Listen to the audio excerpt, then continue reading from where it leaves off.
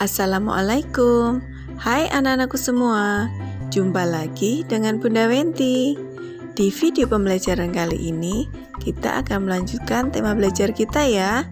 Tema belajar kita hari ini adalah binatang. Hari ini kita akan mengenal binatang air. Binatang air adalah binatang yang mampu hidup di dalam air. Contoh binatang air yang mudah kita temukan di sekitar lingkungan kita adalah ikan. Contoh macam-macam ikan antara lain ikan nila, ikan bandeng, ikan gurame, ikan patin, ikan lele, dan belut. Semuanya merupakan sumber protein hewani. Dan ini ada beberapa contoh ikan hias. Ada ikan koi, ikan cupang, ikan komet, ikan badut, ikan koki, dan ikan manfish. Anak-anak pasti pernah melihatnya. Sekarang kita akan belajar mengenal bagian-bagian tubuh ikan. Coba sekarang anak-anak perhatikan gambar berikut ini ya. Ini adalah gambar bagian-bagian tubuh ikan. Bagian tubuh ikan yang pertama adalah mulut. Mulut berfungsi sebagai alat untuk memasukkan makanan. Bagian tubuh yang kedua adalah mata. Mata merupakan indera penglihatan yang sangat penting untuk mencari makanan dan menghindari predator atau pemangsa. Bagian tubuh ikan yang ketiga adalah sisik. Sisik berfungsi sebagai pelindung tubuh. Bagian tubuh yang keempat adalah sirip.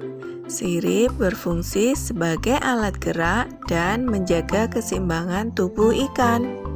Dan bagian tubuh ikan yang kelima adalah ekor. Ekor menentukan gerak ikan saat maju ke depan, menambah atau mengurangi kecepatan berenang. Sekarang anak-anak sudah mengenal bagian-bagian tubuh ikan dan fungsinya ya. Selain binatang ikan, masih banyak lagi binatang air lainnya, seperti kura-kura, penyu, ubur-ubur, kuda laut, cumi-cumi, bintang laut, kerang, udang, kepiting, dan gurita. Nah, tentunya masih banyak lagi binatang air yang bisa anak-anak sebutkan. Berdasarkan tempat hidupnya, kita juga mengenal binatang amfibi. Apa ya binatang amfibi itu? Jadi, binatang amfibi adalah binatang yang dapat hidup di air dan daratan. Contoh binatang amfibi antara lain adalah buaya. Buaya merupakan hewan berukuran besar dan termasuk hewan karnivora atau pemakan daging. Contoh lainnya adalah kura-kura dan penyu. Kedua binatang ini mempunyai cangkang dan berkaki 4. Coba perhatikan, kalau dilihat secara sekilas, binatang ini tampak sama ya, tapi sebenarnya ada yang berbeda loh.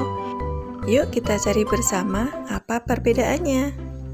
Kura-kura merupakan hewan yang bisa hidup di darat dan air tawar. Dia akan menunggu telurnya sekitar 80 hari di darat. Sedangkan penyu, sebagian besar hidupnya dihabiskan di air laut. Penyu di darat hanya saat bertelur saja. Setelah itu ia kembali ke laut, meninggalkan telurnya. Sekarang anak-anak perhatikan pada kaki kura-kura dan penyu. Pada kura-kura memiliki kuku tajam pada keempat kakinya. Fungsinya untuk memudahkan saat berjalan di darat. Sedangkan pada penyu, keempat kakinya menyerupai sirip. Fungsinya memudahkan saat berenang di air laut. Perbedaan selanjutnya adalah kura-kura dapat menyembunyikan kepalanya di dalam tempurung. Sedangkan penyu tidak dapat menyembunyikan kepalanya di dalam tempurung. Makanan kura-kura berupa sayur, buah, dan serangga. Sedangkan penyu memakan ikan-ikan kecil dan ubur-ubur. Perbedaan selanjutnya adalah masa hidup kura-kura ternyata lebih lama, yaitu antara 80 sampai 150 tahun. Sedangkan masa hidup penyu antara 60 sampai 70 tahun. Itu tadi perbedaan antara kura-kura dan penyu. Sangat menarik ya. Binatang amfibi selanjutnya adalah katak dan kodok. Mereka kelihatan sama, tapi ternyata juga berbeda loh. Yuk kita cari apa perbedaannya. Katak memiliki kulit halus, sedangkan kodok memiliki kulit kasar atau berbintil. Katak memiliki tubuh lebih ramping dan saat melompat, lompatannya lebih panjang dari tubuhnya.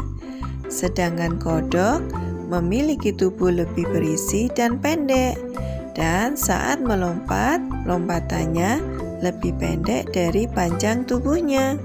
Itu tadi beberapa perbedaan pada katak dan kodok. Nah, sekarang waktunya kegiatan bermain. Kegiatan bermain yang harus anak-anak lakukan di rumah adalah sebutkan binatang air yang dapat anak-anak temukan di sekitar lingkungan rumah. Sampai di sini dulu ya belajar kita hari ini. Kita bertemu lagi dengan materi belajar yang lain. Tetap sehat dan semangat. Wassalamualaikum warahmatullahi wabarakatuh. Terima kasih.